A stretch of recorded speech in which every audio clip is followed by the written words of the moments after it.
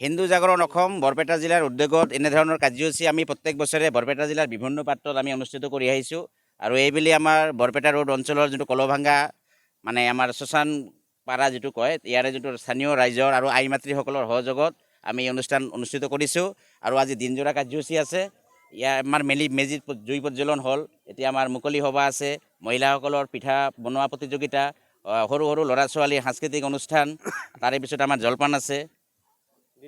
দিনজোৰা কাৰ্যসূচী আমাৰ মাননীয় BTRৰ EM গৌতম দাস ইতিমধ্যে ইয়াতে আহিছিল আৰু আমাৰ বিশিষ্ট বক্তাসকল ইয়াতে আহিছে।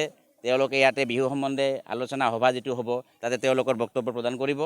কি ক'ব যেহেতু এক বিশেষ বিভিন্ন জাতি ধৰ্ম ভাষাৰ মানুহ মানে সমাগম আমি ইয়াতে পৰিলক্ষিত কৰিছে বিহু কি ক'ব এইটো আমি এটা সমন্বয়ৰ বাৰ্তা দেখা পাইছোঁ আৰু ইয়াতে যে বৰপেটা ৰোড অঞ্চলৰ বিশেষকৈ আমাৰ কলভাংগা অঞ্চলৰ ৰাইজে যিটো মানে সঁহাৰি দিছে এই কাৰ্যসূচীত আমি আনন্দিত হৈছোঁ আৰু ভৱিষ্যতে আমি মানে এই ধৰণৰ কাৰ্যসূচী আৰু ভালদৰে কেনেকৈ পৰিচালনা কৰিব পাৰোঁ এইটোৰ কাৰণে আমি চিন্তা চৰ্চা কৰিম। গোটেই অসমত এটা সম্প্ৰীতিৰ বাৰ্তা আমি বিয়পাই দিব খুজিছোঁ আৰু এই মেজিৰ জুয়ে যাতে আমাৰ সমাজত যিটো আজি মানে অশান্তিৰ সৃষ্টি হৈ আছে চাৰিওফালে এইটো যাতে মানে নিপাত হয় এইটোৱে মানে আশা ৰাখিম।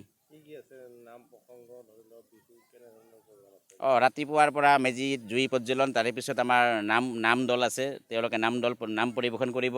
তাৰে পিছত আমাৰ মহিলাসকলৰ পিঠা বনোৱা প্ৰতিযোগিতা, বিহু নৃত্য হ'ব, সৰু সৰু ল'ৰা ছোৱালীৰ সাংস্কৃতিক প্ৰতিযোগিতা, তাৰে পিছত আমাৰ বক্তাসকলে বিহু সম্বন্ধে বক্তব্য প্ৰদান কৰিব আৰু শেষত আমাৰ জলপান।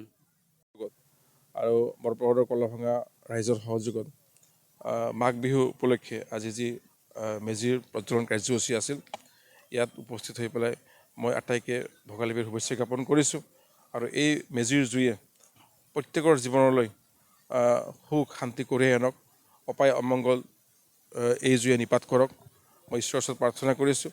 আৰু আমাৰ যি কৃষ্টি সংস্কৃতি সভ্যতা আমাৰ জাতীয় উৎসৱ আমি যদি এনেকৈ উদযাপন কৰোঁ বিভিন্ন অঞ্চলত গৈ পেলাই তেনেহ'লে ইয়াৰ উজ্জীৱিত হ'ব এই নিজৰ কৃষ্টি সংস্কৃতিবোৰ আৰু বহু বছৰলৈ আৰু দীৰ্ঘজীৱী হ'ব। আমাৰ এই কৃষ্টি সাহিত্য সংস্কৃতি বা আমাৰ যি দায়িত্ব আৰু কৰ্তব্য আমি যদি এই ক্ষেত্ৰত অলপ গুৰুত্ব প্ৰদান কৰোঁ তেনেহ'লে অন্যৰ পৰা আমাৰ ভাবুকি নাহে। গতিকে হিন্দু জাগৰণ মঞ্চৰ যি উদ্যোগ সঁচাকৈ প্ৰশংসনীয়। আজি দেখিছোঁ কলভাংগা অঞ্চলৰ বহুত বংগভাষী লোক ওলাই আহিছে এই অনুষ্ঠানটো সফল কৰিবলৈ। কণ কণ মইনাহঁত আহিছে বিহুৰ নৃত্য প্ৰদৰ্শন কৰিবলৈ। এয়া ভাল প্ৰয়াস। আমাৰ সনাতনীসকলৰ মাজত বিভিন্ন জাতি জনগোষ্ঠী সম্প্ৰদায়ৰ লোক আছে আৰু প্ৰত্যেক জাতি জনগোষ্ঠী সম্প্ৰদায়ৰ যি উৎসৱ অনুষ্ঠান কৃষ্টি সংস্কৃতি অন্যও প্ৰত্যেকে এটা জাতি জনগোষ্ঠী আনটো জাতি জনগোষ্ঠীক সন্মান জনাব লাগে। তেতিয়াহ'লে আমি সনাতনী হিচাপে বৃহৎ সনাতনী হিচাপে আমি শক্তিশালী হ'ব পাৰিম। আমাৰ প্ৰত্যেকৰ মাজত এটা সমন্বয় শান্তি সম্প্ৰীতিও বৃদ্ধি পাব। বাৰ্তা দিছোঁ যে এই সমন্বয়ৰ বাৰ্তা বুলি ক'ব লাগিব যে আমাৰ এই বিহু যি কৃষ্টি সংস্কৃতি আজি আমাৰ এই যিটো অনুষ্ঠান হৈ আছে সম্পূৰ্ণ অন্যান্য জনগোষ্ঠীসকল বা বংগভাষীসকল আহিছে। ইয়াৰ দ্বাৰা সম্প্ৰীতি বৃদ্ধি পাব, লগে লগে ইয়াৰ ওপৰত চৰ্চা হ'ব, উত্তৰণ হ'ব, নৱপ্ৰজন্মই শিকিব জানিব। এটা খুব ভাল পদক্ষেপ।